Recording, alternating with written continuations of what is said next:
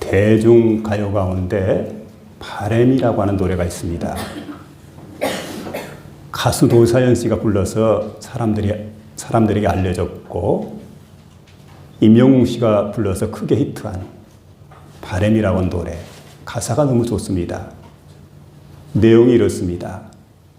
내 손에 잡은 것이 많아서 손이 아픕니다.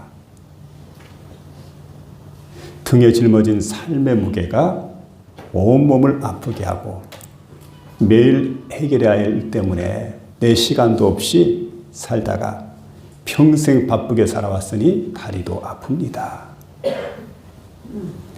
내가 힘들고 외로워질 때 내 얘기를 조금만 들어준다면 어느 날 갑자기 세월의 한복판에서 덩그러니 혼자 있지 않겠죠. 큰 것도 아닌 아주 작은 한마디, 지친 나를 안아주면서 사랑한다. 정말 사랑한다는 그 한마디. 그 말을 해준다면 나는 사막을 걷는다 해도 꽃길이라 생각할 겁니다. 우리는 늙어가는 것이 아니라 조금씩 익어가는 것입니다. 이런 노랫말입니다. 이 노래가, 이 가사가 많은 사람들의 상한 마음을 어루만져 줍니다. 그리고 이 노래, 이 가사의 마지막 부분에 보게 되니까 우리는 늙어가는 것이 아니라 조금씩 익어갑니다. 늙어가는 게 아니라 조금씩 익어갑니다. 이 부분이 있어서 늙어가시는 많은 분들에게 커다란 위로가 되는 말이다. 그렇게 이야기하고 있습니다. 여러분, 오늘 노년기에 접어든 사람을 가리켜서 늙은이라고 말하게 됩니다. 다른 말로 말하면 노인이라는 뜻이지요. 노인이라고 말하게 될 때 부정적인 언어가 더 쉬워지는 그런 느낌을 갖는 게 바로 노인입니다. 근데 우리 성경은 사람이 늙어간다는, 노인이 된다는 것에 대해서 폄훼하지 않는다는 사실입니다. 그래서 지혜롭다, 그리고 경지에 이르렀다, 이런 뜻으로 백발이라고 노인을 소개하기도 하고, 또 그런가 하면은 영적인 면에서 본이 되는 사람이다 해서 장로라고 이렇게 소개하기도 합니다. 이게 바로 노인들의 모습인데, 오늘 본문에는 바로 노인을 살아갈 때, 노년 생활하게 될 때, 그러니까 여러분 이미 노년 생활하고 계시는 분이 있습니다. 막 노인의 길에 들어선 사람이 있습니다. 또 그런가 하면 아직 노인과는 거리가 있습니다. 그러나 준비를 하는 거죠. 멀리서 그들을 바라보면서 노인들이 어떻게 살아가는가, 그 모습을 살펴보는 사람들에게 노년이 주는 아름다운 생활에 대한 말씀이 오늘 본문 가운데 기록되어지고 있습니다. 그래서 아름다운 노년 생활하는 말씀으로 하나님 말씀을 전하게 될 때 저와 여러분의 마음속에 크신 은혜가 임하게 되는 복된 시간 될 수 있기를 주의 이름으로 부탁을 드립니다. 먼저 여기 보니까 아름다운 노년 생활인데, 의인은 12절에 그렇게 말합니다. 종려나무같이 번성하며 레바논의 백향목같이 성장하리로다. 종려나무같이 번성하며 레바논에 같이 성장하는 이런 사람의 특징이 뭡니까? 의인이라는 겁니다. 의인이라고 할 때 우리 창세기 15장 6절에 보니까 아브라함이 여호와를 믿으니 여호와께서 이를 그의 의로 여기시고, 아브라함이 여호와를 믿었어요. 그때 의롭다함을 받게 되었다고 하는 것. 그러니까 여러분, 의인이라고 할 때 의롭다 하심을 받은 자입니다. 완벽한 의인 없다는 거죠. 의롭다 하심을 받게 되었다. 이런 사람 누굽니까? 믿음이 있는 사람이라는 겁니다. 그런데 여기 보니까 종려나무같이 번성한다 이렇게 말하고 있는데, 종려나무는 그 간조한 사막 땅에 심겨지기도 하고, 또 그런가 하면은 척박한 땅에 심겨진 이 나무가 바로 이제 종려나무인데, 그곳에서 뿌리가 깊게 뻗쳐져 나갑니다. 그리고 키가 높이 자라게 되는데 보통 한 20-30m까지 종려나무가 자라게 됩니다. 그리고 그 가지는 힘차게 뻗어 올라가게 되고, 그 줄기를 보게 줄기를 보게 되니까 여러분 이게 이제 힘차게 쫙 뻗어오면서 가지가 사방으로 퍼져나가는, 거기다가 열매가 맺혀지게 될 때 보니까 많은 열매를 맺게 되는데 보통 한 100kg 이상 성목이 될 때, 다 큰 나무가 될 때 그 수확을 하게 되는 굉장한 나무입니다. 한 그루가 그 정도 이제 수확을 하게 되니까. 그리고 이 열매를 따가지고 대추야자 아닙니까? 이걸 이제 기름을 짜게 된 팜주라고 해서 굉장히 비싼 가격에 팔리는 고부가가치 식물. 이게 바로 이제 종려나무인 걸 보게 됩니다.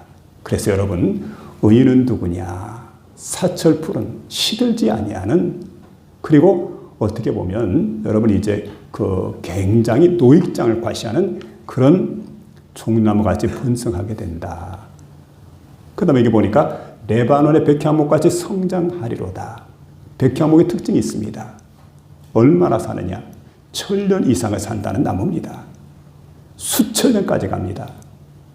그래서 여러분, 보통 나무들을 셀 때는 나이테를 셀 때 나무의 나이를 나이테로 세게 되지 않습니까? 그때 1살, 2살 이렇게 세는데 종려나무는 100살, 200살, 300살 이렇게 센다는 거예요. 나이테를. 그러니까 장수하는 나무다. 근데 얼마나 키가 크냐면은 이게 키가 무려 40m까지 자랍니다. 큰 나무는. 그리고 이제 둘레는 한 2, 3m 정도까지. 이런 나무가 바로 이제 레바논의 백향목인데, 자, 이 백향목이라고 하는 것은 향기가 납니다. 그래서 벌레들이 쏠지 못하는 그런 나무이고, 거기다 여러분 다윗 시대 때 보게 되니까 다윗은 백향목 가지고 아름다운 궁전을 지었습니다. 성전을 건축하려고 할 때 성전 재료를 준비할 때 그 백향목 재료를 가지고 성전 재료를 다 준비했던 그 다윗의 모습을 보게 되는데, 이게 이제 아름다운 그 백향목입니다. 자, 그런데 여기 보니까 하나님의 백성들은 백향목과 같다. 그러니까 노년에도 소중하고 아름답고 귀하고 가치 있는 삶을 살게 되는, 그렇게 쓰임받게 되는 귀한 나무가 되었다. 이와 같은 말씀이고, 여러분 이제 그래서 특별히 오늘 주시는 말씀에 보니까 그 백향목처럼 강건하고 또 종려나무처럼 번성하게 되는 이 특징을 가진 나무가 바로, 특징을 가진 시대가 바로 예수를 믿는 의인들의 특징이다. 사시사철 우리가 푸르름을 유지할 수가 있고 노익장을 과시할 수가 있고, 게다가 여기 보니까 그 아주 나이가 많이 들어도 아주 오래된 그런 나무가 되어도 그래도 여기 보니까 특별히 그 흐르는 세월 속에서 소중하고 아름답고 귀하고 가치 있게 쓰임받는 그런 인물이 될 수 있다는 말씀을 본문은 들려주고 있습니다. 이스라엘 남쪽에 아주 오래된 종려나무가 한 그루가 있었습니다. 그러니까 이 땅은 바로 사막 땅입니다. 간조한 땅입니다. 근데 어느 해인가 이렇게 보니까 나무가 너무 오래되었어요. 주변 사람들이 바라보니까 나무가 늙었습니다. 근데 자라는 환경을 가만히 보니까 낮에는 아주 뜨거운 떼약볕이 내려쬐게 됩니다. 그러니까 여러분 사막 기후니까 얼마나 뜨겁겠어요. 그리고 밤에는 그야말로 뼈를 시리게 할 정도의 찬바람이 불어오게 됩니다. 그리고 뿐만 아니라 자, 주변에 나무가 없습니다. 혼자서 이제 그 고통을 버티게 되지요. 그 환경을 버티게 됩니다. 그런가 하면 또 이거 보니까 자, 이 나무가 그 혼자서 이렇게 이제 고통스러운 그 시간들을 이렇게 보내게 되는데, 주변에 그늘이 아무것도 없는 참 모래바람만 불어오는 그런 장소에 이렇게 딱 머물고 있었는데, 어느 해인가 이렇게 보니까 조금 시들해졌어요. 그리고 사람들이 지나가다 보니까 이게 나무가 수명이 다 됐구나. 더 이상 열매를 맺지 못할 거라고. 그게 사람들은 판단하게 되었는데, 근데 이상하게 여러분, 한 해가 지나고 그리고 봄이 되었을 때 꽃이 피게 되는데 많은 꽃망울이 맺히게 됩니다.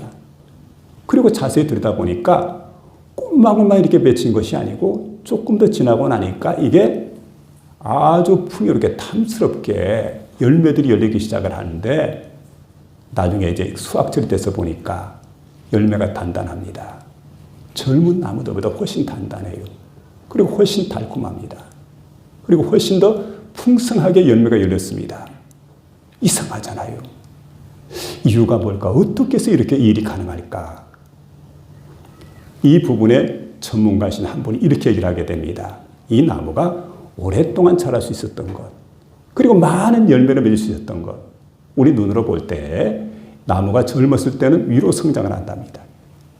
위로 계속 성장을 하는데 나이가 들어서는 어떻게 하냐면은 땅 속으로 뿌리를 갖다 이렇게 뻗치게 됩니다. 그러니까 계속해서 뿌리가 번져가다가 드디어 이제 수분이 있는 곳에, 영양분이 있는 곳에 뿌리가 대인 겁니다. 그리고 수분을 흡수하게 되고 거기다 영양분을 흡수하게 되니까 많은 열매가 맺히게 되는, 탐스러운 열매가 맺히게 되는, 향기로운 열매가 맺히게 되는 이런 모습을 보게 됩니다. 자, 여러분 똑같습니다.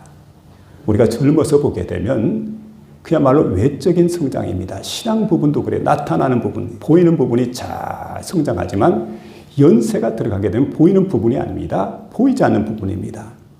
조용한 가운데 새벽마다 하나님께 나와서 하나님과 은밀한 교제를 누리게 됩니다.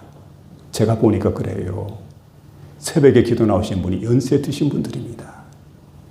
젊은 사람들보다 조용한 가운데 뿌리가 지금 번져갑니다. 또 그런가 하면 여러분 자식을 위해서 눈물 흘리고 교회를 위해서 눈물 흘리고 나라 민족을 위해서 눈물 흘립니다. 그리고 하나님 말씀을 붙들고 그 어렵고 힘든 인고의 세월을 갖다가 믿음으로 잘 견뎌나가서 그게 바로 신앙의 뿌리를 이루게 됩니다. 이게 바로 뿌리가 되는 거예요. 그래서 여러분 그 뿌리가 잘 자라게 되고 그렇게 해서 결국은 여러분 이제 노년의 생활이 아름다운 생활이 되어서 열매를 맺게 될 때 보니까 어떤 열매를 맺게 되느냐. 바로 여기 말하는 그거죠. 단단하고 달콤하고 훨씬 더 향기로운 풍성한 열매를 맺게 되는 그 시간이 언제냐. 바로 노년의 생활이라는 사실입니다. 그래서 여러분 우리가 노년의 생활은 보이는 부분이 아닙니다. 보이지 않는 부분을 힘쓰고 애를 써야 됩니다. 보세요. 우리 고린도서 4장 16절 이하에 보게 되니까 그러므로 우리가 낙심하지 아니하노니 우리의 겉사람은 낡아지나 우리의 속사람은 날로 새롭도다. 우리의 잠시 받는 환난에 경한 것이 장차 우리에게 나타날 영광의 중한 것을 이루려 함이니 우리의 주목하는 것은 보이는 것이 아니요 보이지 않는 것이니 보이는 것은 잠깐이요 보이지 않는 것은 영원함이니라. 젊어서 맺어야 될 열매라고 하는 것, 여러분 일반적 생활의 열매라고 한다면 나이가 많으면 영적인 열매들이 맺혀지게 됩니다. 보이지 않는 부분이에요. 이 부분 여러분 잘 자라가고 건강해져가고 튼튼해져가는. 그래서 여기 보니까 의인은 종려나무같이 번성하며 레바논의 백향목같이 발육하리로다. 성장하리로다. 이런 복된 역사가 노년을 살아가는, 노년을 준비하는, 노년을 바라보는 모든 세대 사람들에게 충만하게 임할 수 있기를 주의 이름으로 부탁을 드립니다. 그 다음에 노년에도 믿음이 굳건하다는 말씀을 들려주고 있는데 13절 보니까 이는 여호와의 집에 심겼으며 우리 하나님의 뜰 안에서 번성하리로다. 이렇게 말씀해 주고 있는데 종려나무, 백향목, 이는 종려나무와 백향목을 말합니다. 여호와의 집에 심겼으며 여호와의 집은 어딜까요? 성막 성전입니다. 이게 구약의 모습이에요. 그런가 하면 시편에 보니까 여호와의 집이 어디냐? 여호와의 임재하심이 있는 곳, 여호와께서 다스리는 곳, 그것이 바로 여호와의 집입니다. 신학적 개념으로 말한다고 한다면 장소, 공간을 말하는 게 아닙니다. 물론 여러분 우리가 예배하는 이 장소, 예배당이 있습니다만 더 중요한 것은 성도들의 모임 있는 공간, 성도들의 모임 있는 그 장소를 말하고 있습니다. 그곳에서 자 성도들 그곳에 심겨졌다. 그곳에 심겨졌다. 그럼 우리 하나님의 뜰 안에서 번성하리로다. 하나님의 뜰입니다. 하나님의 뜰은 다른 말로 말하면 성전뜰을 말하게 됩니다. 성전뜰, 성전마당. 자, 이렇게 이제 우리가 하나님의 뜻을 말할 수가 있습니다. 여기에서 번성하게 된다. 여러분, 그 잎이라고 하는 것, 먼저 이제 그 나무가 그렇죠. 나무는 잎이 나고, 싹이 나고, 열매가 나고, 그다음에 풍성해지게 되는 그런 일들을 보게 되는데, 바로 복된 노년은 여호와의 집에 심겨지는 겁니다. 장소가 여호와의 집이라고 했습니다. 그 다음에 하나님의 뜰 안에서 번성하는 나무와 같다. 믿음의 풍성한 열매가 맺혀질 수 있는 장소, 그 장소에 머무는 게 얼마나 중요한가. 이걸 우리가 말씀해 줍니다. 시골에서 신앙생활을 잘하시는 한 권사님이 있습니다. 연세가 70이 넘었습니다. 그런데 이분이 남편과 사별을 했습니다. 어느 날 갑자기 남편이 세상을 떠나더니 혼자 살아가는 가운데 자신도 애롭고 쓸쓸한데 그냥 건강이 좋지 않아요. 매일매일 시름시름 앓게 되는데 서울에 있는 아들이 가만히 보니까 애롭고 처절하게 혼자 사시는 모습이 딱해 보여서 서울로 모시고 올라갑니다. 서울에 갔더니 익숙하지 않지만 그런 대로 지낼만 해요. 아들 내일을 매일 볼 수가 있습니다. 그리고 손주들과 함께 지낼 수가 있습니다. 그러니까 참 좋았어요. 그리고 나가서 보니까 먹거리가 그렇게 많습니다. 볼거리도 많아요. 아, 서울이 좋은 곳이로구나. 근데 여러분, 노인이 되니까 새벽에 일찍 일어납니다. 새벽에 뭘 할까 하고 보니까 딱히 할 만한 게 없어요. 새벽 시간마다 교회를 나갔는데 아무리 눈을 비비고 쳐다봐도 주변에 기도할 만한 교회가 없는 것 같아요. 주일날 교회를 찾아갔습니다. 교회를 찾아가서 예배를 드리게 되는데 모든 게 낯설어요. 이게 사람들과 가까이 할 수가 없습니다. 자신과 비슷한 처지에 있는 사람이 없는 것 같아요. 그러니까 여러분, 신앙이 흔들리기 시작을 합니다. 마음의 평안을 잃어버리게 됩니다. 영적으로 짓눌리게 됩니다. 생각합니다. 이렇게 살아서 뭘 하겠나. 더 이상 내가 이런 생활을 할 수가 없다. 돌아가자. 집으로 돌아가자. 그런 생각이 드는 거예요. 하루에도 몇 차례씩 그 생각하다 결국은 보따리를 쌌습니다. 시골로 내려오려고 하니까 아들 네 애가 말립니다. 주변 사람들이 더 있다 가라고. 근데 그래도 더 있어서는 안 될 것 같아요. 짐을 싸가지고 고향으로 내려왔습니다. 그리고 새벽이 됐을 때 교회를 나갔습니다. 새벽 기도를 드렸습니다. 마음의 평안을 찾게 됩니다. 주일날 예배를 드립니다. 성도들과 교제를 하게 됩니다. 그랬더니 여러분, 그 마음속에 그 영혼이 회복되는 역사가 일어나기 시작을 해요. 그러면서 그때 생각을 하지요. 내가 있어야 될 자리가 서울이 아니고 우리 집, 이 시골이로구나. 여러분은 어떻게 생각합니까? 어떤 삶을 살기를 원합니까? 연세가 들어서 이사를 해야 될 경우가 있습니다. 이제 한번 생각해 보세요. 우리가 환경을 중요시합니다. 경제를 중요시합니다. 관계를 중요시합니다. 근데 여러분, 정말 간과하지 말아야 될 게 있어요. 그게 뭐냐면 신앙입니다. 내가 얼마나 하나님을 잘 섬길 수가 있느냐. 내가 얼마나 하나님께 기도할 수 있는 장소냐. 얼마나 내가 영적으로 교제할 수 있는 그런 공간인가 생각하는 게 참 중요해요. 아무리 환경과 경제와 관계가 잘 갖춰졌다 해도 영적인 관계, 신앙의 관계에게 틀어지게 되면 여기에 문제가 일어나는 거예요. 그래서 여러분, 우리가 깊이 좀 생각해야 되겠는데, 노년의 삶 가운데 정말 중요한 게 뭘까? 믿음 생활이라고 하는 겁니다. 그래서 여러분, 우리가 젊어서도 믿음 생활을 해야 되겠지만은 노년이 될수록 하나님을 더 깊이 신뢰하고 하나님을 더 깊이 의지하고 하나님 중심으로 살아가게 되는. 그래서 여러분, 내 하나님의 집이 심겼으며 여호와의 뜰 안에서 번성하리로다. 절대 내가 이 장소 떠나지 않고 이 장소를 중심으로 해서 내가 하나님 여호와를 섬기고 경배하고 하나님을 의지하고 살아가려고 하는 인생의 노년의 생활, 믿음 생활이 될 수 있기를 주의 이름으로 부탁을 드립니다. 마지막 세 번째는 노년에도 열매를 맺는다 하는 말씀이 있는데 그는 늙어도 여전히 열매를 맺으며 친액이 풍족하고 그 빛이 청정하니 이렇게 말하고 있습니다. 열매를 맺는다. 언제입니까? 노년에 열매를 맺는다. 그리고 그 빛이 청정하다. 친액이 풍족하다. 이렇게 말씀해 주고 있습니다.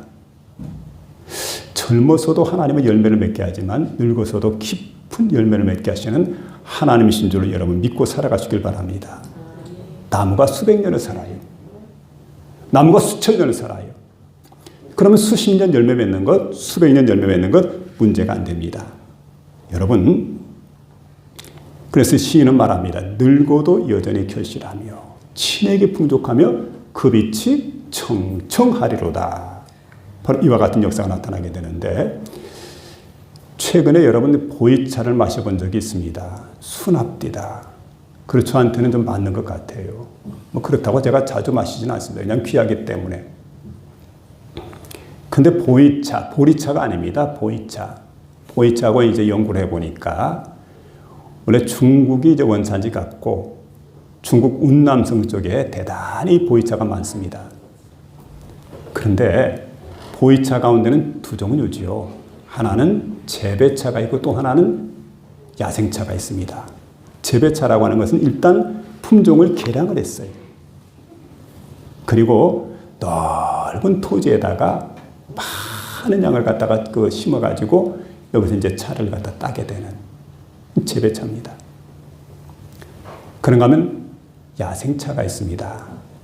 야생차는 특별히 운남성 쪽에 있는 소수민족들이 관리하는 산지가 있는데 그 산지에 가면 무려 천년이 넘는 나무들이 많다고 그래요. 그런 나무를 뭐라고 하냐면 차왕수라고 그럽니다. 차나무 가운데 왕이라는 얘기죠. 차왕수. 이런 나무가 있어요. 그런데 중국 운남성 린창에 가면은 가장 오래된 나무가 있습니다. 그래서 가장 오래된 나무를 가리켜서 차황수라고 그럽니다. 몇 년이 됐을까 하고 보니까 3200년 됐대요. 자관 역사가 엄청나죠. 근데 이건 바로 이 나무의 품질을 말하고 역사성을 말하는 아주 중요한 그런 나무이고 상징성을 말하는 그런 나무인데, 자, 차황수나무. 근데 여러분 우리가 성경을 읽다 보면 늙어서도 결실하게 된다. 차황수처럼. 근데 차황수가 딱 결실하게 되었는데 이거 보면 여러분 열매만 맺히는 게 아니고 잎도 그대로 피어나게 됐는데 최근에 여기에서 잎을 갖다가 찻잎을 2kg을 채취를 했대요. 경매에 붙였답니다. 얼마에 팔렸을까요? 자그마치 18억 6천만 원에 팔렸대요.